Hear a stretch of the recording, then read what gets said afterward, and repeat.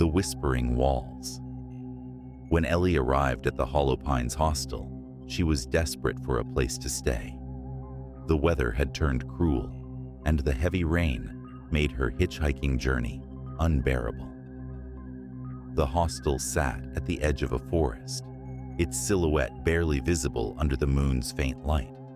Something about it felt off, but Ellie's exhaustion overpowered her unease. Inside, the air smelled faintly of mildew, and the lobby was dimly lit.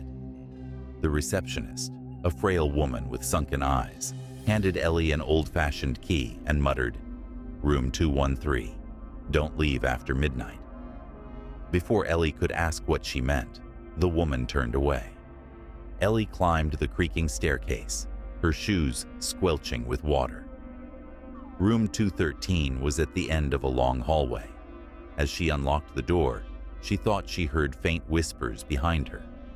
Turning, she saw nothing but shadows. The room was small and plain, but it had a bed, and that was all she cared about. She set her backpack down and flopped onto the mattress, too tired to inspect the strange stains on the walls or the faint scratching sound coming from the ceiling. At precisely midnight, she awoke to the sound of muffled voices. Groggy, she sat up and strained to listen. The voices seemed to come from the walls, overlapping in a chaotic symphony of whispers. "Help us. Leave now. It's watching." Ellie's pulse quickened. She pressed her ear against the wall, but the whispers stopped. Then, something cold brushed against her neck. She whipped around, but no one was there. The lights flickered. The scratching sound from the ceiling grew louder, almost like something was trying to break through. Ellie grabbed her phone, but there was no signal. The door to her room creaked open on its own. In the hallway, the shadows seemed thicker, moving unnaturally. A figure emerged from the darkness, a tall man with hollow eyes and a grin too wide for his face. "You shouldn't have come here," he rasped, his voice like dry leaves scraping together. Terrified, Ellie bolted for the door, but as she ran, the hallway stretched endlessly before her. Every door she passed was open, revealing rooms filled with faceless figures standing silently. The whispers followed her, growing louder and more frantic. "Run! Don't look back! Too late!" Against her better judgment, Ellie glanced over her shoulder. The tall man was now inches behind her, his grin stretching impossibly wide. She screamed as the floor gave way beneath her, plunging her into darkness. Ellie woke up in her bed, drenched in sweat. Morning light streamed through the window. Was it all a nightmare? She grabbed her backpack and rushed downstairs, determined to leave. The receptionist smiled at her, but this time her eyes were black as coal. "Leaving already?" the woman asked. "You'll be back. They always come back." Ellie fled the hostel, but as she stepped outside, she froze.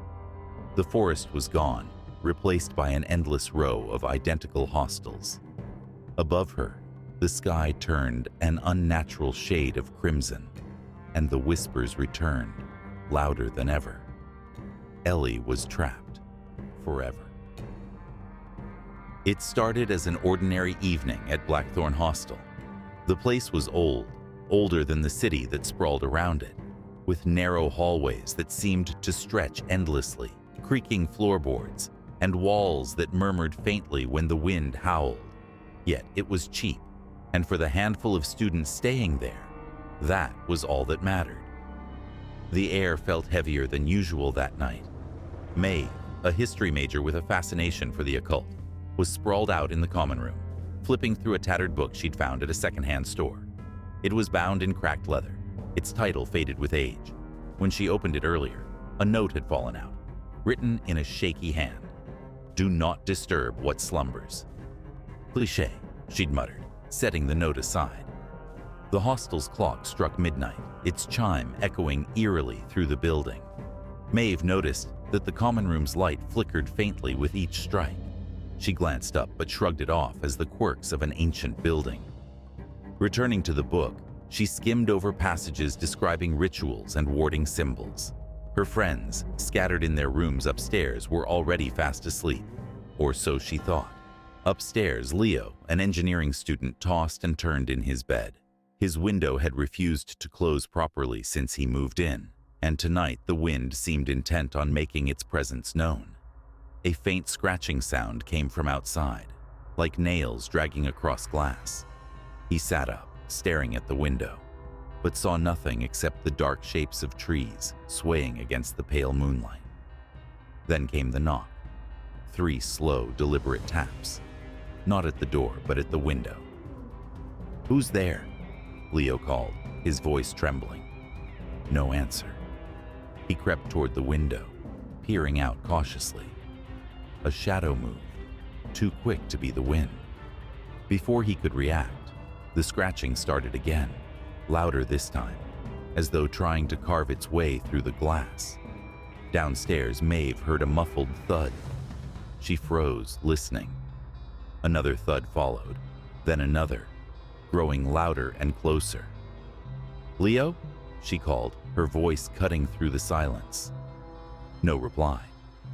The lights flickered violently before going out entirely, plunging the hostel into darkness. Maeve's pulse quickened as she fumbled for her phone. Its pale glow illuminated the room, just enough to reveal the book on her lap. Its pages were no longer blank. They were filled with frantic scribbles in a language she didn't recognize. The ink seemed fresh, glistening wetly under the dim light of her screen. Footsteps echoed in the hallway, not the hurried steps of someone running, but slow, deliberate, almost taunting. Maeve stood, gripping her phone tightly. "Hello?" she called out, her voice trembling.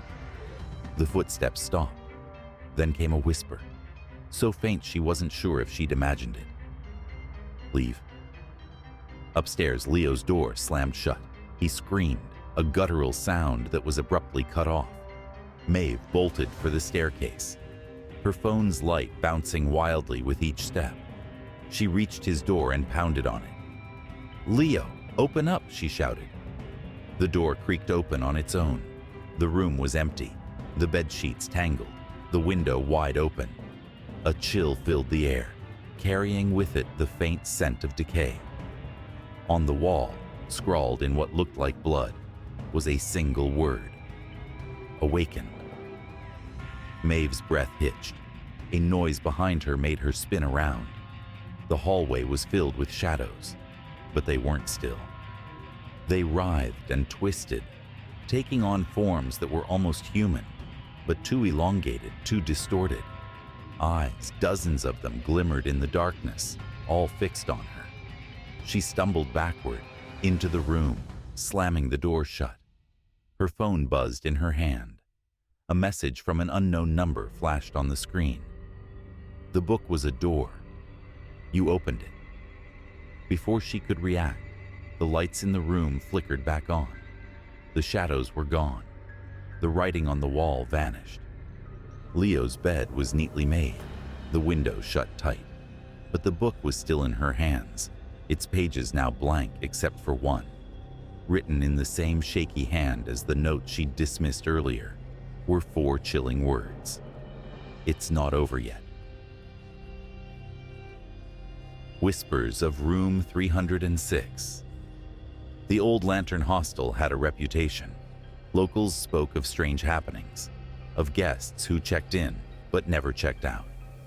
Situated on the edge of the town, it was the last refuge for weary travelers, its neon vacancy sign flickering like a heartbeat against the night sky. Kara arrived late, drenched from the rain. The receptionist, an elderly man with sunken eyes and a raspy voice, handed her a tarnished key. "Room 306, he said without looking up. She hesitated. "Isn't it late? Are there any other rooms?" His hand froze mid-motion. Slowly, he lifted his gaze, his eyes hollow and distant. "That's the only one left." With no other options, Kara trudged up the stairs. The air grew colder with each step, and the 3rd floor felt wrong.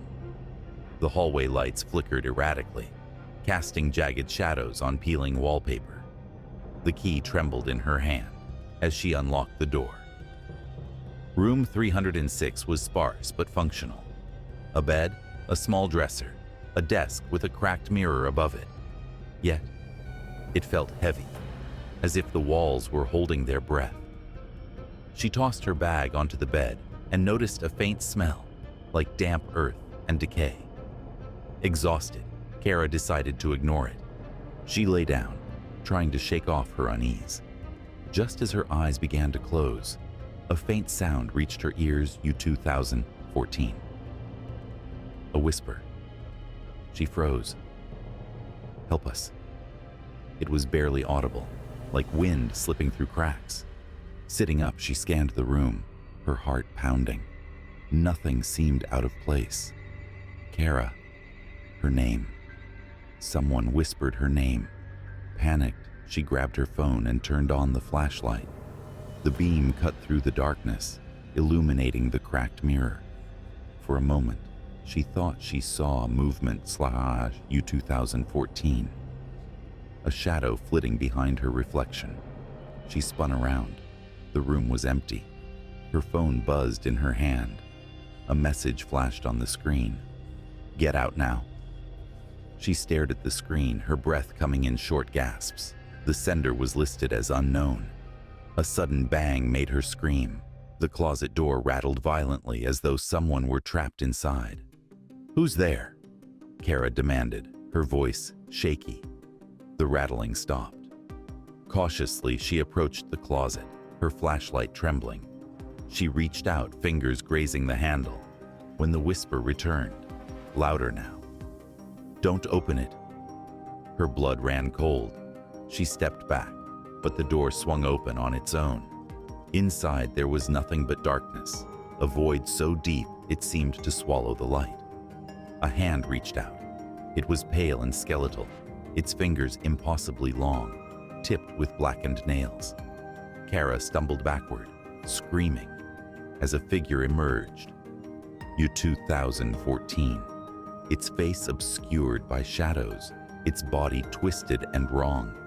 The whispers became deafening, overlapping voices crying out in anguish. "Help us! Free us! It's too late!"